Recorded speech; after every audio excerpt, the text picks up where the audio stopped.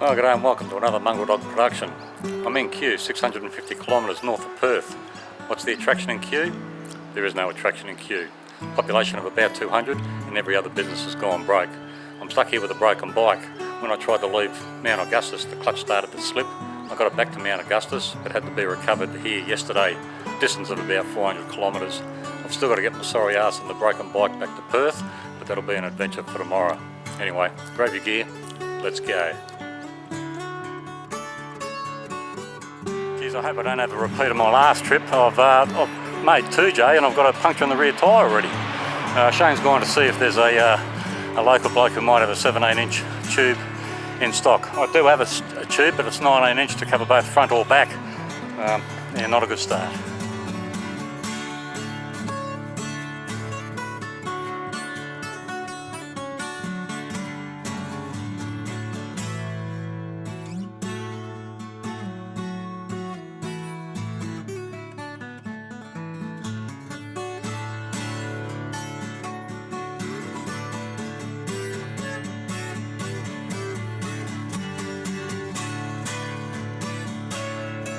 Well, we've arrived at Murchison. There's no fuel. The below ground tank, which is 30 years old, fractured some time ago, and they're waiting for a replacement. So we've got to source fuel from the local Shire Council.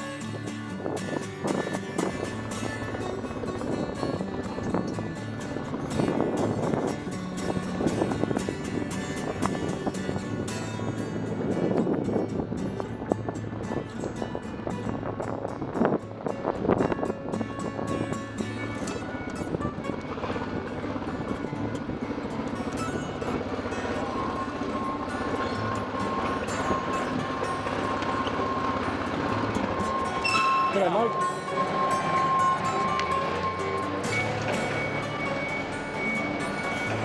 What's that truck doing?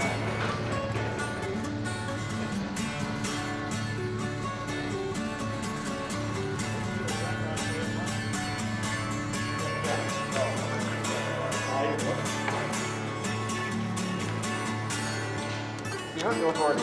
Yeah.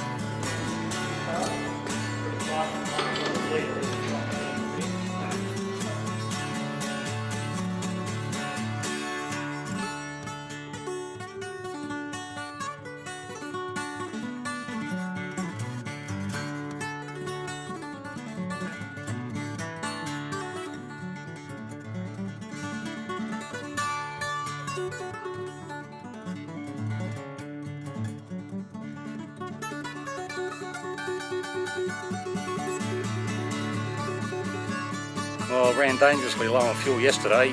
We couldn't fill up completely at Murchison because of their issue with the Bowser there.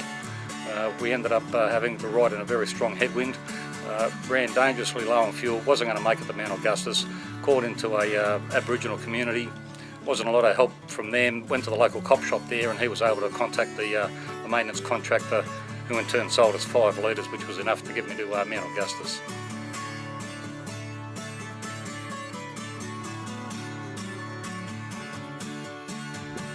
Another puncture, this time at Mount Augustus as we were pulling up. Same tyre, back wheel. Don't know what's going on there.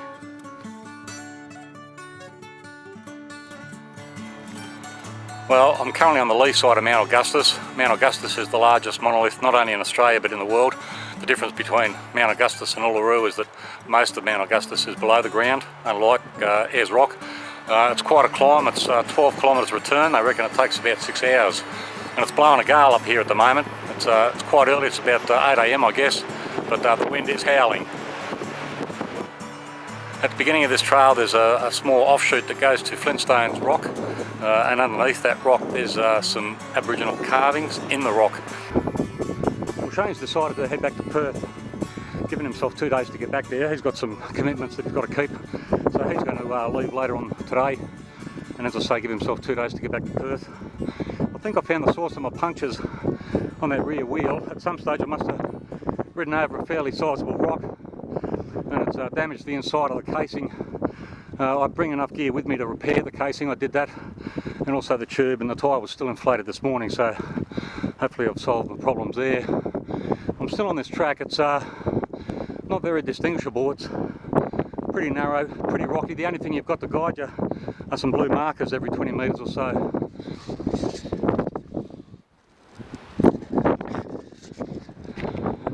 And if it wasn't for those, you'd be screwed, I think. Well, this is the view from the top of Mount Augustus. You've got 360-degree views from the top. I think that's the Mount Augustus caravan park there in the distance. Well, this is my third sunset here at Mount Augustus. I tried to leave this morning. I got as far as Cattle's Pool, called in, had a look. On the way out, the clutch started to slip. I made my way back here to Mount Augustus. I've contacted Roadside Assist, and hopefully they'll be here at noon tomorrow to recover the bike back to Tamika Farah and then come up with a plan from there.